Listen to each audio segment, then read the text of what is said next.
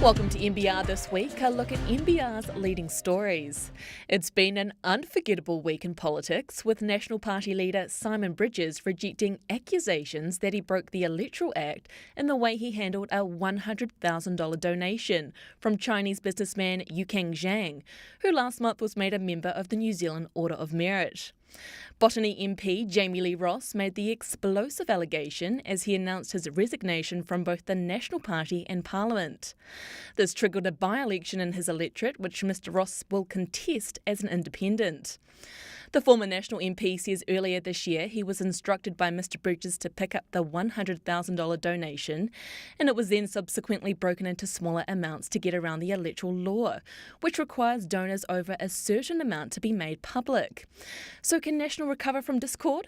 NBR spoke to one of our political panellists, Iron Duke partners, Phil O'Reilly. Jamie Lee Ross has been so objectionable about this, and such a kamikaze is the word to describe what he's done here, destroying others by destroying yourself. I think most reasonable people would say, cheapers, creepers, recording phone calls and pushing them out to the public. How does that go? Would you like that to happen to you? So his behaviour's been so objectionable, that might help the Nats. Restaurant Brands received an offer for up to 75% of its shares, but recommends shareholders sit tight for now. The fast food chain operator, whose brands have received a non-binding indicative approach from Mexico investment company Finaccess Capital to acquire a large stake by way of partial takeover offer at $9.45 cash a share. Restaurant Brands was trading at $8.40 on Friday. If it does make a formal offer, Restaurant Brands will commission an independent advisor's report. So just how attractive is the offer to shareholders? NBR's Callida Stewart-Menteith spoke to Milford Asset Management's Francis Sweetman. On face value, the offer is very attractive. It's a 24% premium to the share price pre the offer, and at a price to earnings multiple of 24 times, that's significantly above the multiple or the valuation that Restaurant Brands has traded at previously.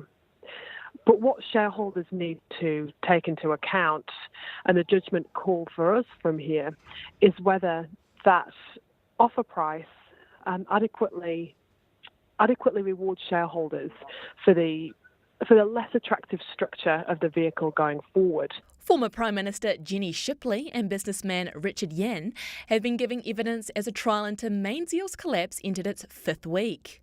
Dame Jenny was cool under pressure in court, although she admitted no independent legal advice was received for key transactions ahead of the company's collapse. Mr Yang described the liquidator's suggestion that the directors should have ceased trading in 2011 as ridiculous. During the week, Regina Group's former in-house counsel, Sue May Kwan, settled with liquidators, leaving 5 Mainzeal executives as remaining defendants in court. In Shoeshine this week, NBR's Callida Stewart-Menteith takes a look at an alternative investment concept that's proved highly successful in the US. So can it work here? The search fund model sees investors plug in capital into a vehicle for a young entrepreneur who then searches for, acquires, manages and grows that company. Business broker Mandanex Capital wants to introduce them into New Zealand, but Shoeshine suspects it's not going to be easy to line up suitable searches. Shareholders probed Sky officials at Thursday's annual general meeting about a rumoured buyout offer from NBC Universal, a New York-based American multinational media conglomerate owned by Comcast. But the company would not confirm media speculation on the matter.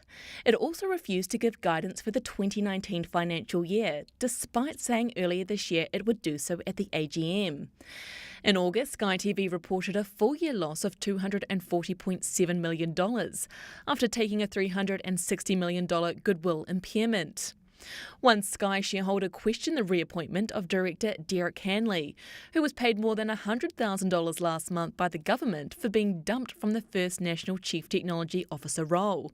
But Chairman Peter McCourt defended Mr Hanley's contribution to the board. And it was also the last AGM for John Fellet after 17 years as chief executive. Mr McCourt said he left a significant legacy. So what's next for Mr Fellet? He spoke to NBR's Grant Walker. I get to work in a field that I love, and if I wasn't a Sky employee, I'd probably still sign up for the channel. And when I go to Finland, I can't, I get the hotel room and flip through the channels and see things like, bonanza in Icelandic being dubbed over. So I'm always fascinated by television and how it all works, and I'll always be in this field one way or the other. The coalition government faces a $104 million compensation claim if it goes ahead with its ban on offshore oil and gas exploration. The International Association of Geophysical Contractors told Parliament's Environment Select Committee on Friday that it was how much money its members have spent analysing the seabed off the New Zealand coast, money which will now be wasted if there is no new offshore exploration. It's calling on the government to reverse its ban on offshore oil and gas exploration or compensate its members due to the lack of suitable transition period. Committee Chairman and Labour MP Deborah Russell said she didn't understand why the fossil fuels industry hadn't expected the ban, given concerns about climate change. New Zealand has lost a promising startup to France after an offer from investors and government there proved too tempting to turn down. Green Spot Technologies, which creates flowers from fermented fruit and vegetable pulp that would otherwise go to waste, has got $1.2 million cash injection from a group of French angel investors. The company, which was formed in 2016, is relocating to Toulouse in France as part of the deal and says the investment, along with the French government's offer to match any investment up to €4 million in the form of a repayable grant, was too attractive to turn down. Commerce Minister Chris Farfoy hopes a market study into petrol prices will start sooner rather than later once the Commerce Amendment Bill becomes law in the next 2 to 3 weeks. The new law will compel the fuel industry to hand over information required by the Commerce Commission to assess whether consumers are getting a fair go. If the Commission finds consumers are not getting a fair deal, it can then make recommendations to government about what regulatory or legislative changes should be made.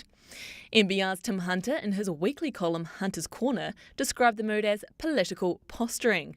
But Mr Farfoy had a different view when we spoke to him earlier this week. We'll have a better idea of options when we have the information. And we have concerns about the level of increases recently, but the market studies bill will allow us to go and get that data, to get that information for us to act on. We have the ability to act on it before potentially the Commerce Commission comes back and makes its recommendations. If we see within that body of evidence that there are things of concern to us. As it stands now, though, they'll go and have a look. They'll come back to us with what they think, and they can make recommendations as to what they think needs to happen. But if we think action needs to be taken sooner there, we have the ability to do that. ASX-listed BlueScope Steel has bought a 15.8% stake in Steel & Tube for $46 million from fund manager Milford. The acquisition trumps a play for the NZX-listed construction products distributor by Fletcher Building, whose indicative offer of $1.90 a share was rejected by Steel & Tube's board last weekend. Milford Investment Director Brian Gaynor said the firm received a call from a broker on Tuesday night offering to buy its entire stake at $1.75 a share. In a statement to the ASX, BlueScope said neither it nor its subsidiary New Zealand Steel had any intention to make a takeover offer for Steel & Tube. And speaking of Steel & Tube, looking ahead to next week, Jenny Ruth runs the rule over both Fletcher Building's failed bid for the company and how Steel & Tube's chairwoman Susan Patterson deserves praise, not criticism, for rejecting Fletcher's demand for secrecy. So for more on these stories, head to our website and have a great weekend. To unlock your 2 free articles a week, head to nbr.co.nz.